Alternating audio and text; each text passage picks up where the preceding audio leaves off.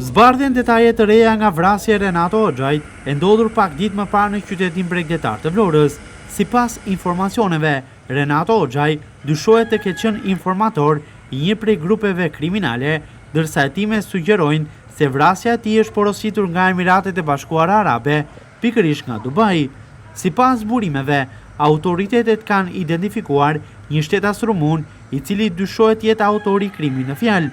Komësia mbetet ende e pa konfirmuar 100%, pasi policia e Vlorës mbetet e rezervuar, por ka dyshime që kombësia e autorit të mund të jetë edhe greke.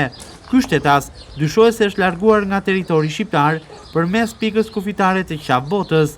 Aktualisht, ai është shpallur në kërkim nga policia, ndërsa në pranga është vënë edhe shtetasi Erlis Mehmeti, i cili dyshohet se ka ndihmuar autorin për të larguar nga vendi i ngjarjes.